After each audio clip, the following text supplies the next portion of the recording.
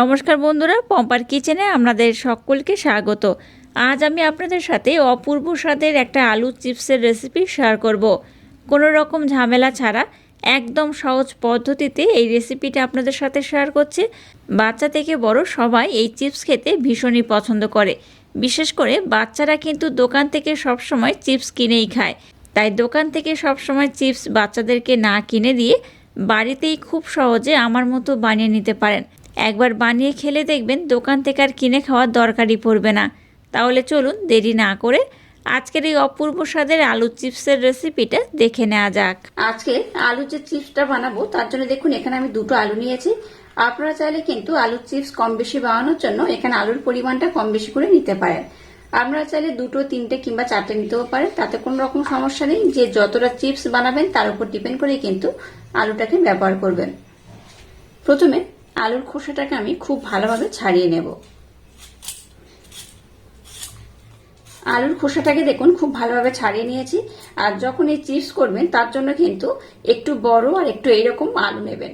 ছোট আলু বা সরু আলুগুলো নেবেন না, এইভাবে আলুগুলো একটু বড় বড় হলে তাতে করে চিপসটা কিন্তু দেখতে খুব ভালো হবে। তো আলুটাকে খোসা ছাড়ানোর পর সাথে সাথেই কিন্তু খুব ভালোভাবে জলের মধ্যে দিয়ে ধুয়ে নিতে হবে। আর আজকে যে আলু চিপসটা বানাবো কোনো রকম কিন্তু ঠান্ডা জলের দরকার পড়বে না বা রোদে শুকানোর কোনো ঝামেলা থাকবে না। একদম ইনস্ট্যান্ট কিভাবে আপনারা আলু চিপসটা বানাবেন সেই পদ্ধতি আমি আপনাদের দেখিয়ে দিচ্ছি। কোনো রকম ঝামেলা ছাড়াই খুব সহজে কিন্তু এই আলু চিপসটা বানিয়ে নিতে পারবেন। এটাকে দেখুন খুব ভালোভাবে আমি ধুয়ে নিয়েছি। এবার দেখুন এরকম একটা গ্রেটার নিয়েছি। তো এখানে দু রকম সিস্টেম রয়েছে। এইটা করলে কি হবে, একটা ডিজাইন হবে যেটা দেখতে মোটামুটি ভালো লাগবে, আর এটা করলে কিন্তু প্লেন হবে। তো আপনারা এই দুটোর মধ্যে যে কোনো একটা কিন্তু ব্যবহার করতে পারেন চিপস বানানোর জন্য। তো আমি এই প্রথমটা দেখাচ্ছি। দেখুন এটাকে প্রথমে এইভাবে নিয়ে নেবেন। এই দেখুন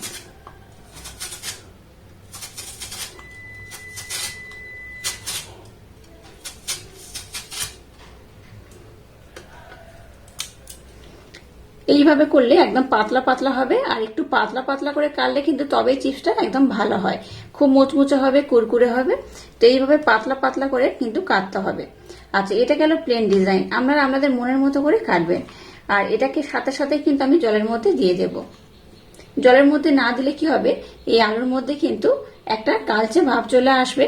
তাই এটাকে সাথে সাথে জলের মধ্যে দেবেন, তাতে করে কিন্তু বেটার হবে। আর এখানে দেখুন আর একটা ডিজাইন করা একটু কাট কাট হবে, তো এটার মাধ্যমেও কিন্তু করতে পারেন। এটা দিয়ে আমি দেখিয়ে দিচ্ছি। এই দেখুন এটা করলে কিন্তু এরকম একটু কাট কাট হবে, দেখে বুঝতেই পারছেন। তো আপনাদের যেটা সুবিধা কিন্তু সেটা দিয়েই করতে পারেন, যেটা আপনাদের সুবিধা হবে।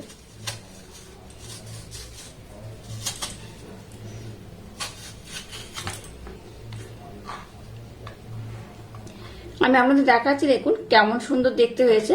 এটা দেখুন আমি কিন্তু একদম প্লেন করে কাটছি না, এটা একটু ডিজাইন হচ্ছে। আর এখানে দেখুন জলের মধ্যে দিয়েছিলাম, প্লেন হয়েছে। আমি এরকম দুরকম করেই কেটে নেব। তো আপনারা চাইলে যে কোনো একরকম করেও কিন্তু কাটতে পারেন। আর এইভাবে সমস্ত আলুগুলোকে কিন্তু খুব সুন্দর করে কেটে নেব, আর সাথে সাথে কিন্তু জলের মধ্যে দিয়ে দেব। এবার একটা দেখুন বড় এরকম ট্রে আমি নিয়ে নিয়েছি। আপনাদের হাতের কাছে ট্রে না থাকলে কোনো থালা নিলেও হবে। আর এর উপরে দেখুন একটা পাতলা কাপড়, সুতির কাপড় আমি দিয়ে দিয়েছি। এর মধ্যে আমি টিস্যু পেপার দিয়ে দেব। দুটো টিস্যু পেপার এর মধ্যে আমি দিয়ে দিলাম। এবার দেখুন যে আলুগুলোকে আমি জলের মধ্যে রেখে দিয়েছিলাম সেই আলুগুলো টিস্যু পেপারের মধ্যে এইভাবে আমি মেলে দিয়ে দেব। প্রত্যেকটা আলু কিন্তু এইভাবে খুব সুন্দরভাবে টিস্যু পেপারগুলোর উপরে দিয়ে দিতে হবে।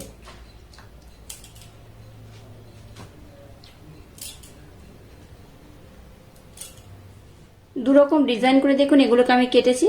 আপনারা আপনাদের মনের মতো করে কিন্তু এই ডিজাইনটা করতে পারেন।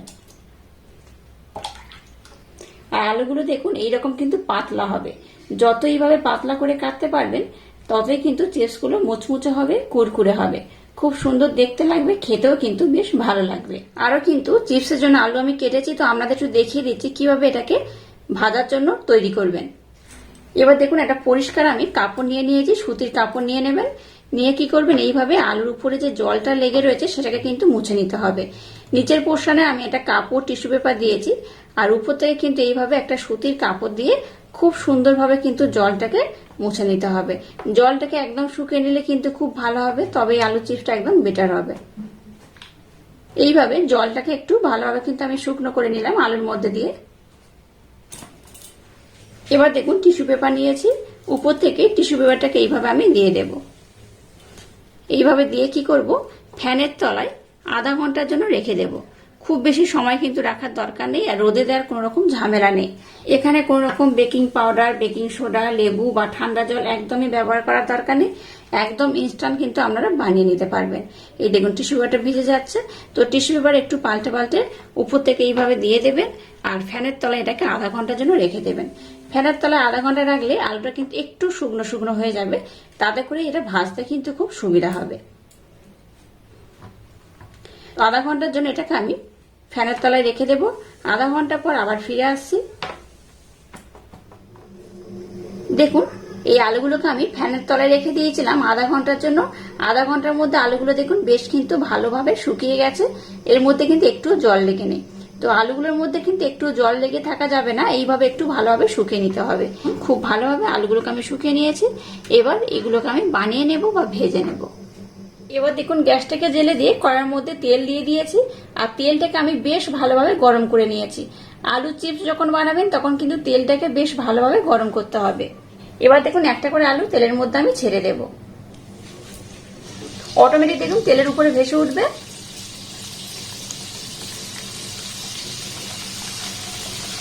এইভাবে যে কটা ধরবে অল্প অল্প করে আমি ভেজে নেব।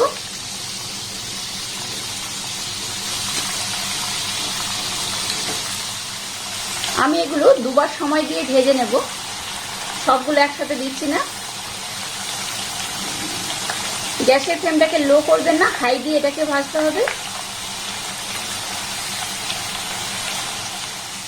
এগুলোকে দেখুন আমি কিন্তু বেশ ভালোভাবে ভেজে নিয়েছি। গ্যাসের ফ্লেমটাকে একদম লো করা যাবে না, হাই দিয়ে কিন্তু ভাজতে হবে। আর দেখেই বুঝতে পারছেন এগুলো কিন্তু বেশ মুচমুচে হবে। আচ্ছা এগুলোকে আমি কিন্তু আর বেশি লাল করব না, আপনারা চাইলে আর একটু বেশি লাল করতে পারেন, তবে খুব বেশি আমি লাল করব না। এবার এগুলোকে আমি উঠিয়ে নেব, একটা ছাঁকনির মধ্যে দিয়ে দিলাম, তাতে করে এর মধ্যে যে এক্সট্রা তেল থাকবে তেলটা খুব ভালোভাবে ঝরে যাবে।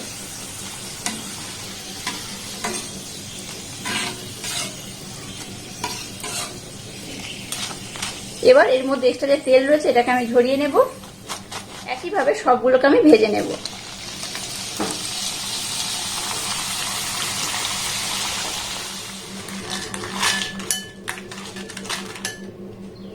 দেখুন সমস্ত চিপসগুলোকে আমি ভেজে নিয়েছি।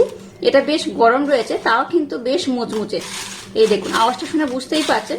আর এটা যখন একটু ঠান্ডা হয়ে যাবে তখন কিন্তু আরো মুচমুচে হবে, আরো খাস্তা হবে, খুব কুরকুরে হবে। দেখে বুঝতেই পারছেন কতটা সুন্দর হয়েছে। এবার এটাকে আমি ঠান্ডা করে নেব। তারপর এখানে বেশ কয়েকটা উপকরণ আমি অ্যাড করব। আপনারা চাইলে এটাকে কিন্তু নর্মাল একটু লবণ দিয়ে এটাকে সার্ভ করতে পারেন, আর একটু মশলাদার করতে গেলে তার জন্য বেশ কয়েকটা মশলা এখানে অ্যাড করতে হবে। তো এটাকে আমি প্রথমে একটু ঠান্ডা করে নেব। ঠান্ডা করলেই দেখবেন এগুলো বেশ মুচমুচে হয়ে যাবে।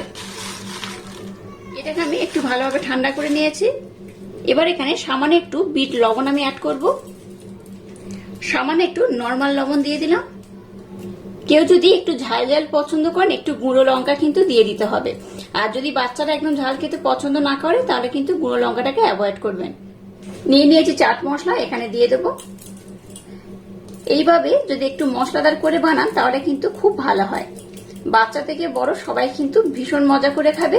আর দোকানে যে প্যাকেটগুলো অনেকদিন বন্দি হয়ে থাকে সেই প্যাকেট না কিনে দিয়ে বাচ্চাদেরকে এইভাবে যদি বাড়িতে বানিয়ে দেন, বাচ্চারা দেখবেন ভীষণ খুশি হবে আর খুব মজা করে খাবে।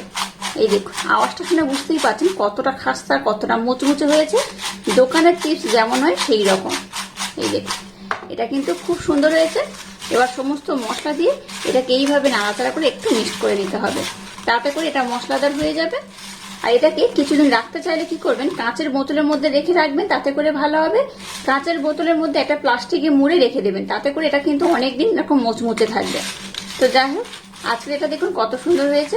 আমি একটা ভেঙে আমাদের দেখাচ্ছি। এই দেখুন, এই দেখুন, দেখলেন তো কতটাই মুচমুচে হয়েছে। এই দেখুন একদম কিন্তু হাতের মধ্যে গুঁড়ো হয়ে যাচ্ছে। এইভাবে একদম সহজ পদ্ধতিতে আজকের এই চিপসটা বানাবেন, আশা করছি আপনাদের ভীষণ ভালো লাগবে।